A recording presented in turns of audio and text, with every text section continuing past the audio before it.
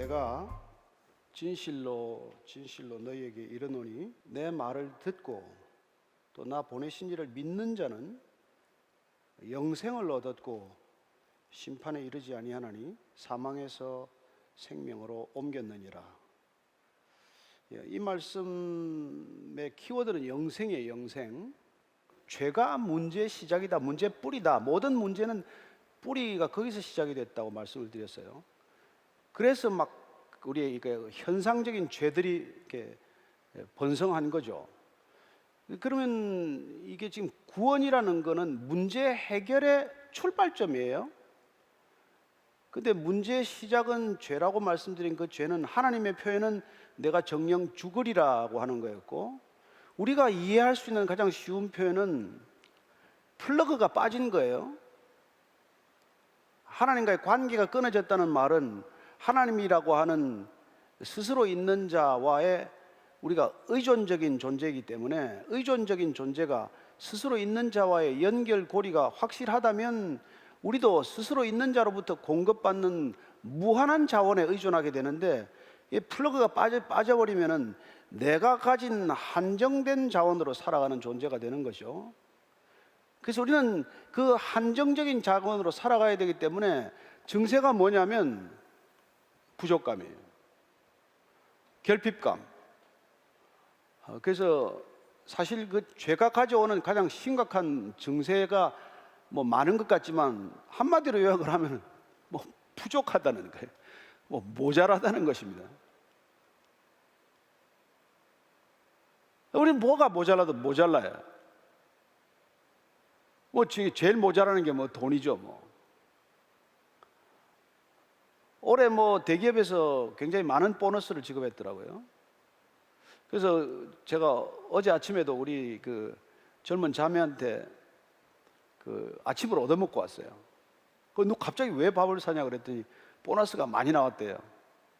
근데 그렇게 기뻐하는 사람도 있지만은 대부분의 사람들이 보너스가 많은데도 불구하고 지금 뭐 단체 협약을 또 준비하네, 뭐 이렇게 또 볼멘 소리가 많이 나와요. 다른 기업보다 또 적다고 얘기하는 사람, 또 상대적으로 또 난 여전히 적다고 주장하는 사람들이 많기 때문이죠. 하여튼 모든 문제가 자꾸 소란스러워지는 거는 이게 내가 부족하다는 거예요. 모자라다는 거예요. 뭐 돈이 좀 부족한 것도 치더라도 건강이 부족하면 문제가 심각하죠. 저는 이제 나이가 70이 넘어가니까 건강이 부족하다는 걸 느껴요. 뭐 한꺼번에 한 2시간, 3시간 그냥 강의하고 말았으면 좋겠는데 힘이 딸리니까 3번, 4번 나눠서 지금 얘기를 하는 거거든요. 또 학력이 부족하다고 계속 공부하는 사람이 있어요. 평생 공부하는 분들 계세요. 뭐 자기를 이렇게 느슨하게 만들지 않기 위해서 공부하는 건 좋은 일이지만 늘 나는 부족하다고 생각해서 또 하는 분들도 계세요. 근데 이게 저는 쉽게 비유하자면은 플러그가 빠졌다라는 거란 말이에요. 그게 죄가 가져오는 현상이란 말이죠. 근데 이 문제를 해결하는 건 그냥 플러그 인 하면 돼요. 플러그 아웃 된 걸 플러그 인 하면 된다고. 플러그를 다시 꼽으면 돼요. 그러면 이제 한정된 자원, 나라고 하는 배터리로 살아가지 않고 다시 AC로 전원이 바뀌는 거죠. 가장 쉽게 구원이라는 개념을 설명하면 그런 거예요. 왜 구원받아야 합니까? 당신이 부족한 게 없으면 받지 마시오. 저는 그렇게 얘기해 줄 수 있어요. 당신 아무것도 부족한 게 없으면 그냥 사시오. 근데 제가 이제 임종을 많이 지켜보게 되는데 죽을 때 되면 다 뭐 하여튼 후회가 많아요. 그런 조금이라도 더 살겠다고 발버둥 치는 게 말도 못해요. 근데 제가 이 복음을 전하는데 잘 안 전해진 사람이 한 분 계신데, 이렇게 암 전문의예요. 이 암 전문의가 이렇게 왜 복음을 이렇게 안 받아들이냐. 그리고 크리스천에 대해서 뭐 그렇게 이렇게 달가워하지 않아요. 그리고 얘기하고 싶어조차도 하지 않아요. 그래서 이제 좀 어렵게 저녁 자리를 만들어서 얘기를 좀 이런저런 얘기를 듣는데 요지는 딱 하나예요. 크리스천들이 불만이 더 많다는 거예요. 그리고 암이라고 이렇게 판정을 해주면은 제일 그걸 못 받아들인대요. 불교도들이나 뭐 캐톨릭이나 어떤 다른 종교보다도 오히려 크리스찬들이 암에 대해서 이렇게 선고를 하면 못 받아들인다는 거예요. 왜 어떻게 못 받아들이는데요? 그랬더니 심지어 어떤 목회자는 그것을 던성은 하나님 어떻게 나한테 이럴 수 있습니까? 그거부터 시작을 한다는 거예요. 그렇죠. 저는 뭐 그게 그 의사한테는 굉장히 충격적이에요. 여러 종교를 비교하는데 크리스찬들이 이게 암이라고 하는 현실, 내 생명이 이제 한정적으로 얼마 남지 않았다고 하는 이 현실을 가장 못 받아들인다는 거예요. 그래서 이제 그날 제가 쭉 이제 이렇게 구원이라는 개념, 영생이라는 개념을 설명을 드리면서 그게 아직 그 플러그가 빠져 있어서 그렇습니다. 그 어렵게 생각하지 마시고 선생님도 그냥 앞으로 사시다가 조금 뭐가 부족하다고 생각되면 그 플러그만 한번 제대로 꽂는지 일을 한번 하시면은 아주 간단한 일입니다. 그렇게 얘기를 했어요. 지금 잘 믿고 계세요. 교회 집사도 되시고 하셨는데 어쨌건 저는 이 문제 해결의 시작이 플러그인이라고 하는 이 개념을 잘 기억을 하십시오. 근데 이 플러그인이라는 걸 우리가 다시 한번 정리를 하자면 그냥 관계가 회복되는 거예요. 하나님과의 관계가 끊어졌다가 이어지는 겁니다. 얼마나 단순해요. 예수님께서 하나님을 아버지라고 부르라. 아버지라고 부르는 순간 나는 아들이 되는 것이고 부자 관계가 회복되는 거란 말이에요.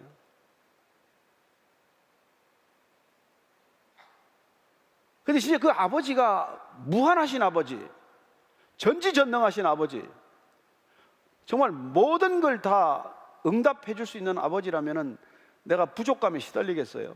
더 이상 나는 결핍감에 시달리지 않는 사람이 되는 것이죠. 그걸 오늘 예수님께서는 사망에서 생명으로 옮겼다라고 말하는 것입니다. 그리고 더 이상 심판에 이르지 않는다고 말하는 것이죠. 그 구원받는 건 여러분 너무나 단순한 개념이에요. 그래서 여러분들이 그 시편 23편이라는 이 비교적 크리스찬들이 암송도 많이 하고 하는 다윗이 지은 시인데 저는 예수 믿고 나서 그 시가 너무 좋아서 1년 동안 그 시가 그냥 암송하고 살면서 그냥 꿈 위를 걷는 것 같아요.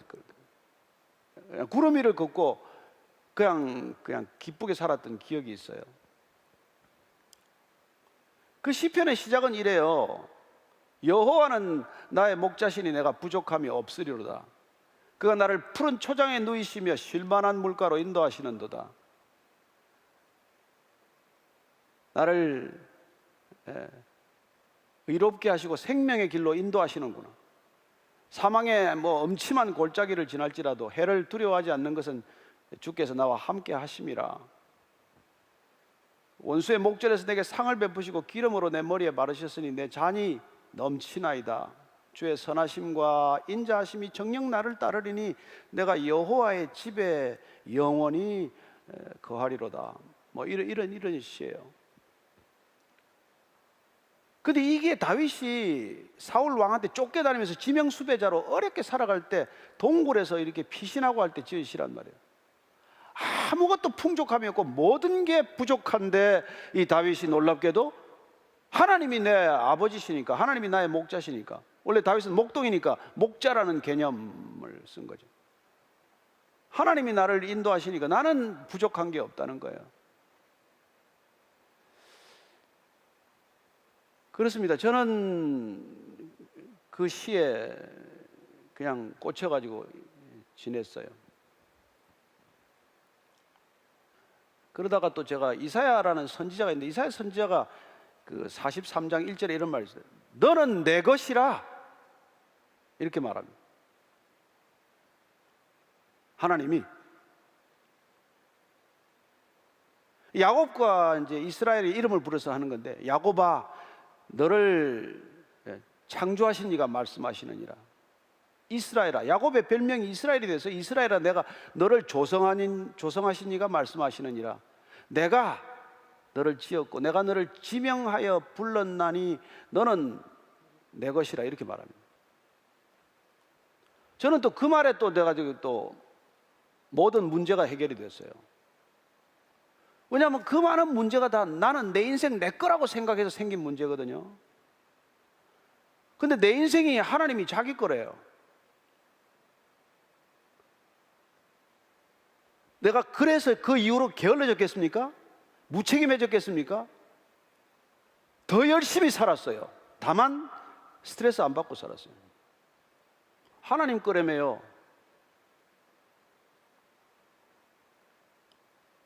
그래서 여러분, 문제 해결은 뭐냔 말이에요. 문제는 내가 하나님을 떠난 게 문제인데 해결은 하나님을 다시 만나면 되는 거란 말이에요. 하나님을 다시 아버지라고 부르면 되는 거예요. 근데 비극적인 건 내가 아버지 얼굴도 모르게 헤어진 분이라서 아버지를 못 불러보고 자란 게 내 문제예요. 아버지라고 불러본 적이 없어. 내가 아버지 얼굴을 모르니. 그래서 어느 날 불을 끄고 깜깜한데 앉아서 제가 혼자서 아버지를 부르는데 아버지라고 부르는 순간 눈물이 터지기 시작하는 거예요. 한 번도 육신의 아버지 품에 안겨본 기억이 없던 내가 아버지라는 이름을 불렀을 때 온 그 감동과 평안함은 여기 있는 분들은 모르실 거예요. 뭐 아버지 없이 자란 분이 여기 뭐 있겠어요, 얼마나. 아버지를 찾은 데 대한 이 기쁨, 감격. 제가 큰 아들은 너무 나무라고 둘째 아들은 좀 이제 아무래도 뭐 좀 덜 잔소리하니까. 제가 옛날에 아파트에 6층에 살았는데 엘리베이터가 딱 서면은 땡 소리가 나면은 이게 방 안방에서도 들려요. 뭐 층간 소음이 있을 정도니까 다 마찬가지겠죠. 그러니까 안방에 있던 애가 이 엘리베이터 소리가 땡 하면은 아빠가 오는구나 하고 달려 나오는 소리가 콩콩콩콩 하면서 마룻바닥을 뛰어오는 거예요. 그러면서 애가 아빠 얼굴도 안 봤는데 그 마룻바닥 오면서 아빠라고 부르면서 달려오는데 제가 너무 눈물이 나서 집에 못 들어가고 한참을 있다가 들어갔어요. 아빠라고 부르면서 달려올 때 아버지로서 느꼈던 그 감동, 그 기쁨. 그래서 제가 하나님을 아빠라고 불렀을 때 하나님도 그런 기분이었을까? 그런 생각을 한 적이 있어요. 예수님께서 아람어로 설교를 하셨고 아람어로 말씀을 하시는데 아람어로 정확히 아빠예요, 아빠. 아빠가 ABB의 아바 그룹에 관한 얘기가 하는 게 아니라 그게 아람어예요, 아빠가. 아빠.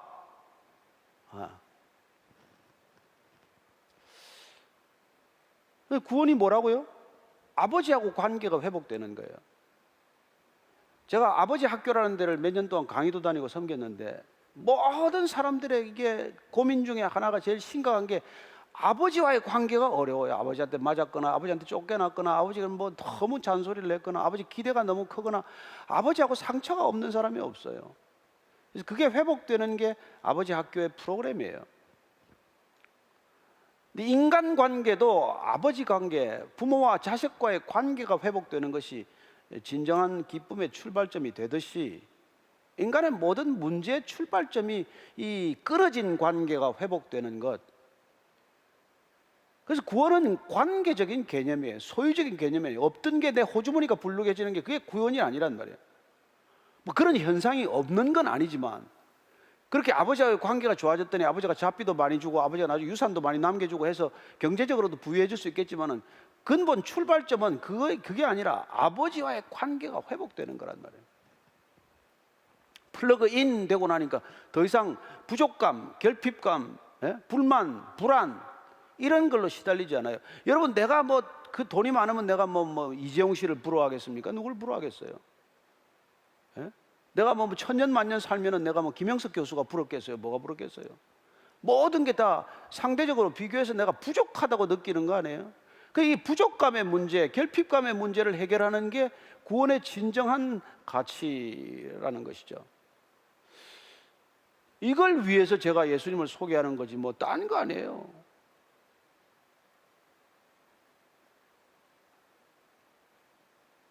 그러면 아니 그렇게 쉬운 일을 뭐 이렇게 어렵게 만들어 놨습니까? 그래 이렇게 쉬운 걸 어렵게 만들어 놓은 게 이 죄 산업을 하던 죄 비즈니스 하던 사람들이고 종교를 비즈니스로 만든 사람들이란 말이에요. 그래서 종교 비즈니스 하는 사람들이 하나님과 인간 사이에 가로막았어요. 그래서 이 사람들은 마치 입산 금지 시켜놓고 입산 산 밑에다가 매표소 차려놓고 들어가려면 여기 입산 티켓 사가지고 가라. 그런 사람이나 마찬가지이기 때문에 예수님께서 오셔서 야, 그 자들은 말이야 절도요 강도야. 나 먼저 온 사람들은 절도요 강도라고 그래요. 그렇죠. 아버지와 아들과의 관계를 가로막고 서가지고 네 아버지 만나려면 날 통해서 만나라. 그게 말이 되냐고요. 인질범이지.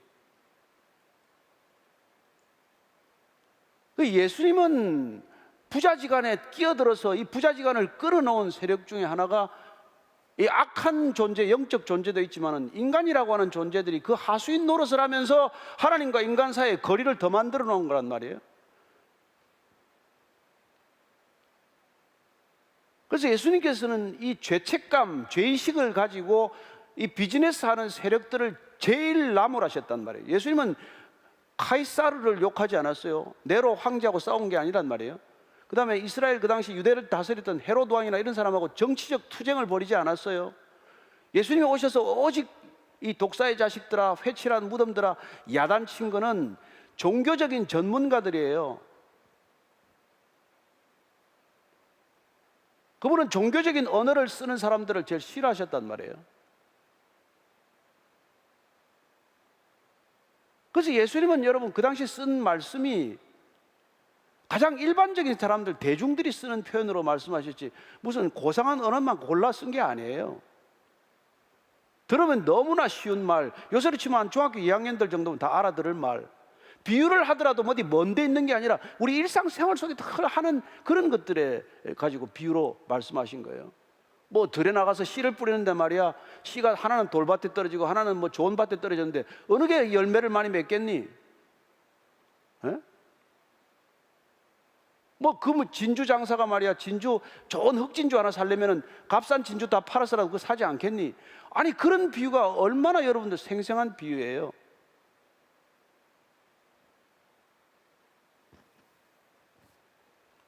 그분은 당신 자신을 아주 그냥 한마디로 이렇게 선포합니다. 나는 말이야 빛이야. 나는 빛이야. 나는 세상의 빛이라고.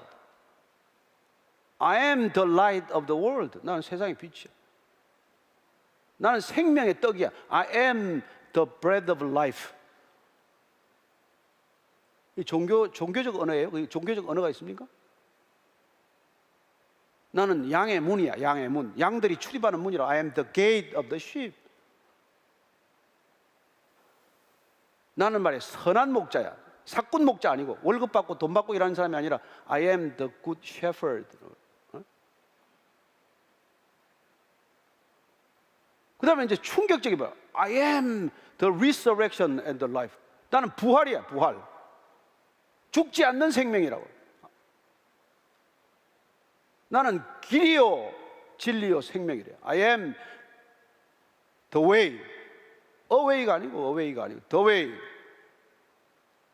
the truth. 단 하나의 진리. the life. 여러분 여기 하나도 종교적인 터미놀로지가 없단 말이에요. 구원은 종교적 행위가 아니란 말이에요. 우리가 무슨 행위를 통해서 쌓을 수 있는 선을 통해서 얻는 게 아니란 말이에요. 일방적인 선물이에요. 네가 바뀌고 결정만 하면 그냥 주겠다는 거란 말이에요.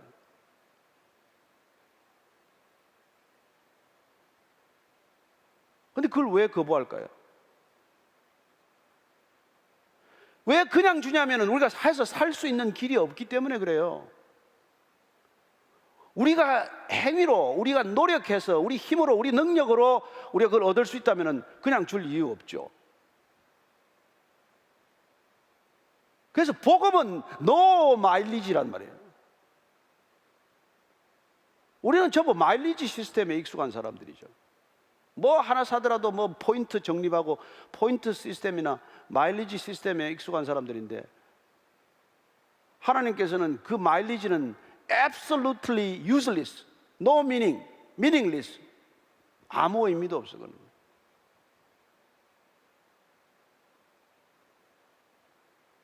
그냥 줄 테니까 받으라는 거예요. 내가 믿음으로 받으면 된다는 거예요. 그냥 받는 게 믿음이에요. 갓난 애들은 어머니가 젖을 물리면 그냥 먹어요. 이 젖에 독이 들었을래나? 이 젖을 분석을 좀 해야 되는데, 이 어머니가 내 어머니 맞나? 어린아이와 같이 믿지 않으면 내가 하나님 나라를 볼 수 없다, 이렇게 말한단 말이에요. 절대적 신뢰죠. 근데 이 땅에서 우리가 얼마나 속고 살았는데 누구를 절대적으로 신뢰해요? 그래서 우리는 이분을 우리가 공부를 좀 하긴 해야 돼. 이 진짜 믿을만 하나? 그래서 당대의 아폴로지스트 변정가였던 C.S. 루이스가 고민을 해봤어요. 이 사람 맞나? 예수는 사기꾼인가? 사기꾼은 사기를 치면 자기가 덕을 봐야 되는데 이 십자가에 죽는 사람이 사기 칠 일은 없지. 그럼 이 정신병자인가? 정신병자는 앞뒤 말이 일관성이 없는데, 이분은 처음부터 나는 죽으러 왔다고 말하고, 나는 이 땅에 온 것은 섬김을 받으러 오지 않고 섬기려 왔고, 내 목숨을 많은 사람의 몸값, 랜섬, 대속물로 주러 왔다고 그렇게 말하고 그렇게 지킨 사람이 무슨 정신병자예요?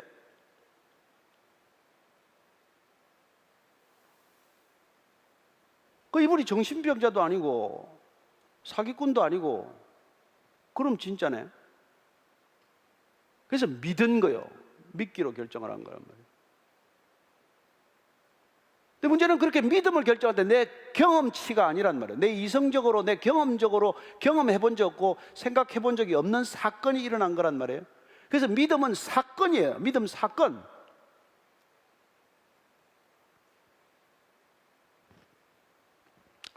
그래서 시카고 트리뷴주의 유명한 기자였던 그 리 스트로벨이 그 예일 대학교의 법대를 졸업하고 치열한 기자로 살았던 사람인데, 아내가 예수님을 만나가지고 사랑에 빠진 걸 보고 질투심 생겼어요. 이 사람은 왜 월급 주는 나를 사랑하지 않고 월급도 안 주는 예수를 사랑하나?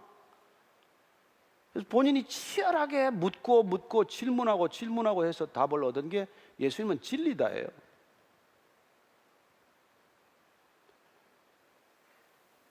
그래서 인간은 두 가지 역사밖에 없잖아요. Before Christ and Anno Domini. 예수님 이전과 예수님 이후로 인류의 역사는 그분을 기점으로 해서, 그분이 십자가에서 죽음을 맞은 그 사건을 기점으로 해서 인간은 확연히 갈라진단 말이에요.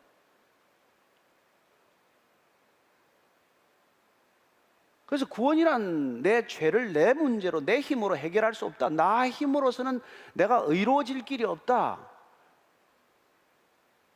그리고 내 힘으로는 도저히 내가 안정감도, 평안도, 기쁨도, 만족도, 진정한 행복도, 영원한 생명도 내가 얻을 길, 누릴 길이 없기 때문에 주겠다는 걸 그냥 받겠다.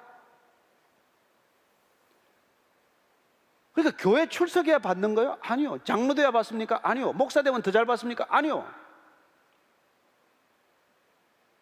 내가 예수님을 믿겠습니다. 당신이 주시는 것을 뭐 낯이 부끄럽고 좀 뭐 내가 아무것도 한 건 없지만 그냥 받겠습니다. 그걸 은혜라고 표현한다. 페이버라고 말한다.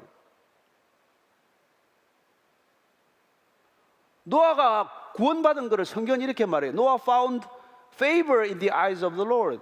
하나님의 눈에서 페이버, 은혜를 받았대요. 우리가 하나님하고 시선을 마주쳤는데 그 시선에서 뿜어져 나오는 사랑을 그냥 믿은 거죠. 믿고 받은 거죠, 그냥. 여러분, 그래서 다 연애 결혼하는 거 아닙니까? 눈동자 보다가 사랑한다고 고백하고 청혼하면 받아주는 게 결혼 아니에요? 뭐가 하나 믿을 만한 사람입니까? 등록금을 한번 내줬어요. 뭘 했는데 그 사람 따라가나? 그러니까 우리가 결혼도 믿음이라는 관계로 넘어가는 것과 마찬가지로 신앙이라는 건 믿음으로 넘어가는 거지 우리의 행위로 넘어갈 게 하나도 없단 말이에요. 근데 그렇게 넘어가기 너무 좋아서 교회 와서 봉사할 수 있고 헌금할 수 있고 뭐 우리가 뭐 이게 박 회장님처럼 무슨 뭐 1,000만 불을 컨벤션에 도네이션을 할 수 있고, 이거는 그 이후의 일이란 말이에요. 그걸 했다고 더 구원받는 것도 아니고, 그걸 했다고 더 마일리지가 쌓이는 것도 아니고, 그걸 했다고 더 포인트가 적립되는 게 전혀 아니란 말이에요. 오늘 이 자리 예수 모르는 사람이지만 이 자리에 와서 나 예수님 믿겠습니다. 그러면 저와 여러분들은 동일선상에 서는 거예요.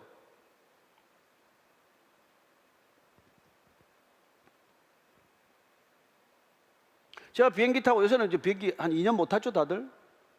10km 상공만 올라가도 63 빌딩이건 뭐 123층 롯데 빌딩이건 뭐 여러분들 사는 아파트 12층짜리건 하나도 다르지 않아요. 또 위에서는 똑같아요. 그렇지 않습니까? 무슨 차이가 있습니까? 하나님이 인간을 놓고 차별하겠어요? 그러면 하나님 아니죠. 저는 이 놀라운 사건을 경험하게 되면 우리가 self-interested nature, 나한테 대한 관심이 점점 작아진단 말이에요. 그래서 점점 나는 어떻게 돼도 괜찮고 저 사람이 잘 됐으면 좋겠다.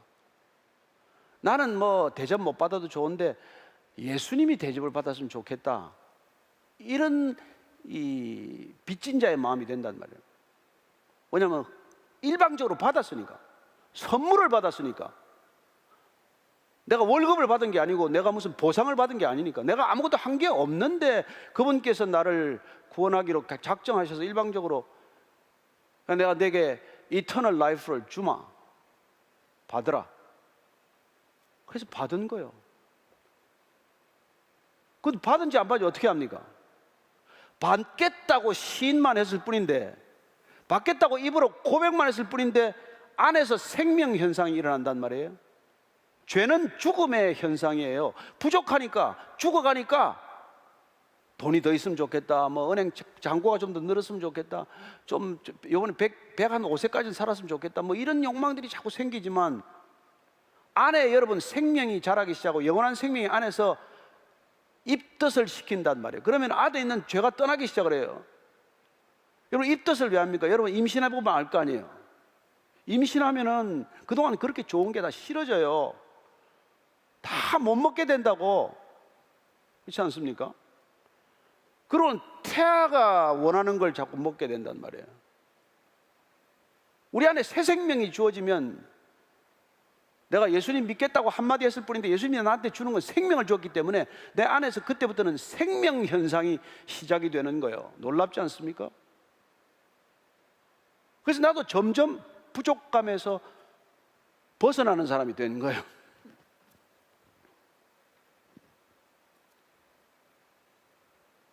아니 이제 뭐 더 이상 내가 가진 걸 족한 걸로 알게 된단 말이에요. 물론 옛날에 우리 선비들도 뭐 안본지족이라는 말이 있어요. 분수에 만족하고 족함을 알면 다 그게 뭐 신선 노름이라는 말을 하지만, 그러나 이게 우리 안에서 생명으로 경험되는 건 차원이 다르단 말이에요. 그래서 구원이란 거듭나는 거예요. 거듭나는 거. Rebirth, Regeneration, Born again, 이런 표현을 쓰는 거죠. 그 이전에 나와는 저 다른 사람인데 뭐예요. 여러분 제가 지금 여기서 이런 말씀하고 있죠. 저 옛날에 여러분 입을 열면 3분씩 욕했어요. 이 XX야부터 해가지고 술을 먹으면 2박 3일씩 술을 마셨다고요. 근데 생명이 자라기 시작하는데 술집에 들어가는데 술 냄새도 맡기 싫어요. 예수 믿는다는 건 거듭난 거예요.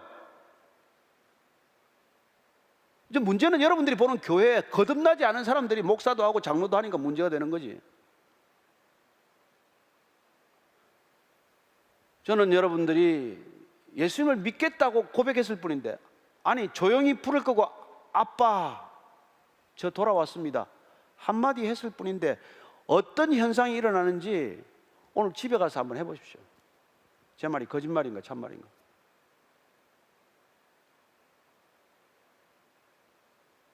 아버지 저 정말 혼자서 할 만큼 했습니다. 이제는 혼자서 정말 못하겠습니다.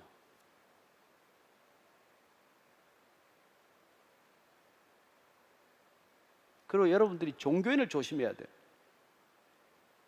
예수님들이 이 종교인들이라는 게 자기도 천국 안 들어가고 남도 못 들어가게 문고리를 잡고 안 열어주는 사람이라고 그래요.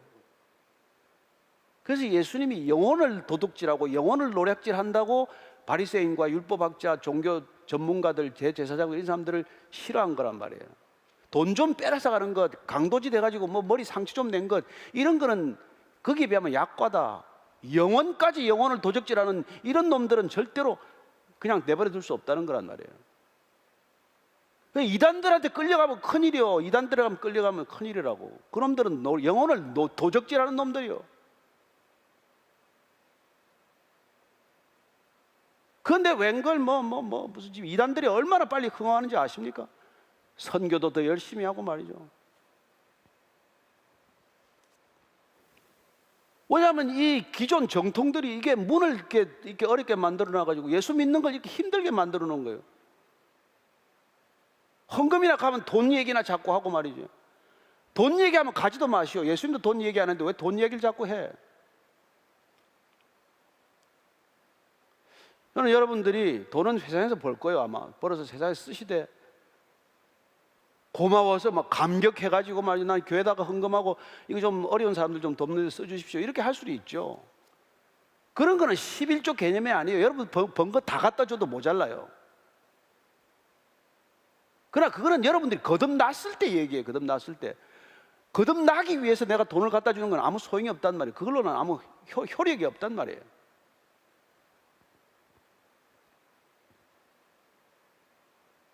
우리가 빛을 뭐 돈을 주고 사겠습니까? 생명을 돈을 주고 사겠습니까? 진리를 돈을 주고 사겠습니까? 부활을 돈을 주고 사겠습니까? 뭐를 돈 가지고 할 수 있는 게 뭐가 있어요?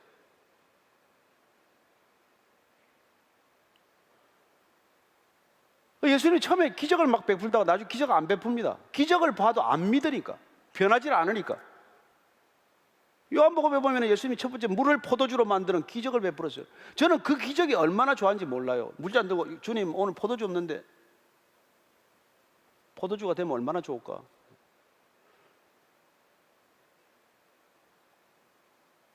그냥 말만 해도 병이 나죠. 말만 해도. 왕의 신하가 와서 애가 아프다 그러니까 병이 나았느니라. 병이 나. 38년 된 병자가 일어나라 그랬더니 그냥 일어나고 말이죠. 보리떡 5개와 물고기 2마리로 5,000명, 10,000명을 먹이고 말이죠. 물 위를 걷고 말이죠. 나중에 기적 안 베풉니다. 기적 베풀어도 하나도 사람이 안 변해요.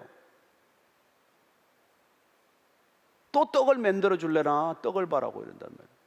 예수님이 답답하니까 야 오늘 먹어도 죽는 떡을 그렇게 위해 살지 말고 한번 먹으면 안 죽는 떡을 좀 생각을 해봐라. 나를 먹어라. 나를 먹어라. 예수님 나를 먹으라 그래요. 나를 먹고 마시라 그래요. 식인종이 되라는 게 아니라 예수님은 내 안에 들어가고 싶다는 거예요. 그분은 밖에서 녹화하는 중이라면 내가 좀 들어가서 너하고 같이 먹고 좀 같이 살고 싶다. 거듭남이란 그분을 초청해서 우리하고 같이 사는 거예요. 아름다운 동행이에요. 그게 뭐 그렇게 힘들겠어요? 근데 오늘 여러분들이 믿고 말이지 이제부터 뭐 그렇게 잘 살아가면 나는 앞으로 뭐 먹고 사는데 좀 여러분들이 계속 와서 배워야 내가 먹고 살지.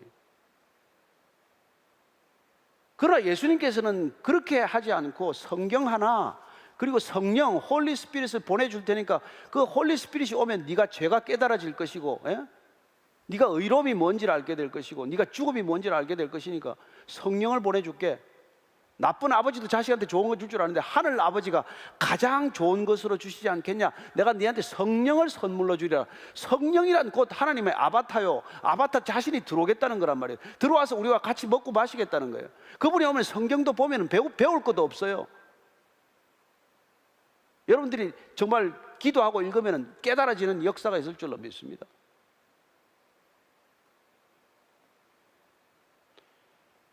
차라리 뭐 이것저것 듣느니 잠깐 쉬운 성경, 새 성경, 현대인의 성경, 우리말 성경 이런 걸 한 번 더 보는 게 낫지 다른 책 여러 권 봐봐야 소용없어요. 그리고 여러분들이 계속 요한복음부터 봐야 돼요. 그래서 저는 여러분들이 창세기부터 시작하면 어려우니까 안 믿는 사람들은 요한복음 보고 그 다음에 또 마태복음 보고 요한복음 보고 또 마가복음 보고 요한복음 보고 누가복음 보고 그렇게 요한복음까지 읽으면 7번을 복음서 읽는데 7번 복음서 읽는 동안에 여러분들이 안 변하면 나를 좀 부르시오. 내가 찾아가서 개인적으로 좀 만나서 말씀을 드리겠습니다. 그 신앙이 뭡니까? 구원이 뭡니까? 예수 만나는 거예요. 예수님의 생명을 받아들이는 거예요. 그래서 임신된 거예요. 생명 현상이 일어나야 돼. 그러면 미운 놈이 밉지가 않아요. 저를 미운 놈 쫓아낸 놈을 위해서 내가 어느 날 기도하고 있더라니까. 내 등에다 칼을 꽂은 놈을 위해서 내가 한 달간 눈물로 기도했어요. 그때 그 친구가 뭐 제 발로 찾아오고 이런 일이 있더라고. 좌우지간 저는 여러분들이 정말 왜 구원받아야 됩니까? 뭐 때문에 구원입니까? 왜 예수입니까? 다른 데 뭐 길이 없습니까? 산에 올라가는 길이 여러 가지 길인데 그런 소리 하지 마십시오. 저는 마하바냐 바라밀다 심경을 지금도 주기도문보다 더 잘 외워요. 수없이 외운 사람입니다. 색적시고 공적시색이면 한 경지 넘어간 것 같아. 존재와 비존재가 하나다, 그 정도면 뭐 득도한 거죠 뭐. 그러나 백천만급이 지나도 인간의 카마, 죄 문제 해결이 안 된단 말이에요. 그래서 성철 스님은 그렇게 입적하면서 말이죠, 나는 이제 무간지옥으로 간다, 그런 얘기를 하는 거예요.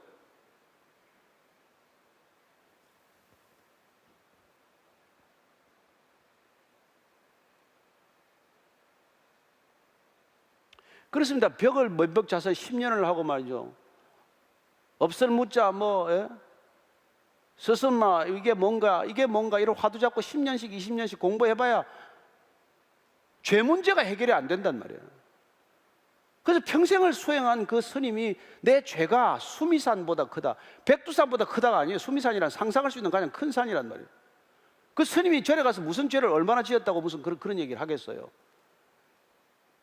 그러나 그 내 죄가 그런 산보다도 크게 문제 해결이 안 되니까, 그게 중요한 게 아니라 좌우지간 중요한 건 뭐예요? 우리 죄 문제가 인간이 해결할 수 있으면은 뭐 예수님이 올 필요도 없고, 뭐 십자가 뭐하러 그걸 십자가를 져요? 그게 끔찍해도 그렇게 끔찍한 게 없는데, 인간이 죽을 수 있는 가장 처참한 형벌인데. 그러나 하나님께서 구원을 값없이 주셨지만은 값을 치를 수 없어서 주신 것이고, 그래서 우리는 그분이 자기 자신을 대속물, 우리가 죄의 노예로 살아가는 것, 그 1차적인 엑소더스는 애굽의 파라오 밑에서 탈출하는 것이고, 예수님은 2차적인 엑소더스를 위해서 우리를 죄로부터 끌어내기 위해서 그분은 십자가에서 몸값을 지불하고 나왔단 말이에요. 흔히 이런 비유를 내. 딸이 과속하다가 벌금을 받다가 뭐 12만 원짜리 딱지를 맞았는데 재판장이 12만 원을 때리고 법복을 벗고 내려가서 딸 벌금을 물고 그랬다는 비유와 마찬가지란 말이에요. 법은 집행이 돼야 되니까 딸은 벌금을 물어야 돼. 그러나 벌금 낼 돈이 없기 때문에 법관이 대신, 아버지 법관이 벌금을 치러줬다, 그 얘기가 하나도 틀린 비유는 아니에요. 예수님은 당신 자신이 처참하게 엘리 엘리 라마 사박다니, 하나님 왜 나를 버리십니까 하는 그런 피 맺힌 절규를 하면서 하나님과 끊어지는 순간을 경험할지라도 나와 하나님을 이어주기 위해서, 저와 여러분들을 하나님과 연결시키기 위해서 그분은 자신이 끊어지는 것을 경험한 것이죠. 마치 내 플러그를 빼고 저와 여러분들의 플러그 인 한 것과 마찬가지가 우리가 경험하는 구원 사건이라는 것입니다. 이걸 값없이 받으라는데도 안 받겠다면 답이 없죠. 그래서 예수님의 구원은 곧 심판이에요. 그냥 받으라는데도 안 받는데 무슨 방법이 있습니까?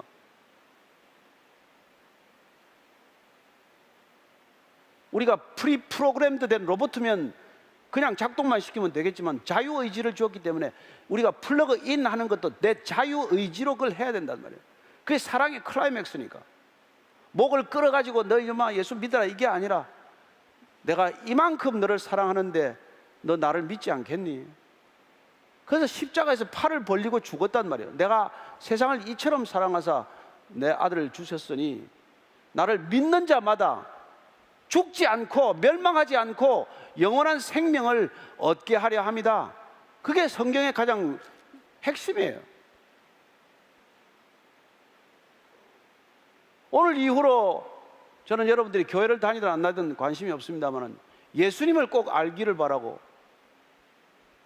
예수님께 관심을 더 가지기를 바라고, 예수님을 믿게 되기를 바랍니다.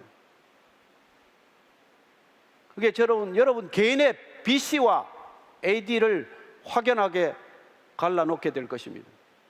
지금까지 몇 살을 살았건, 무슨 직업을 하고 있건, 무슨 돈을 얼마나 가졌건 그건 다 지나가는 것이요, 오직 내 인생에 BC와 AD를 확연히 가르는 건 예수님 그분을 내가 받아들일 것인가 거부할 것인가, 거기에 달렸다는 것을 반드시 기억하게 되시기를 바랍니다. 기도하겠습니다.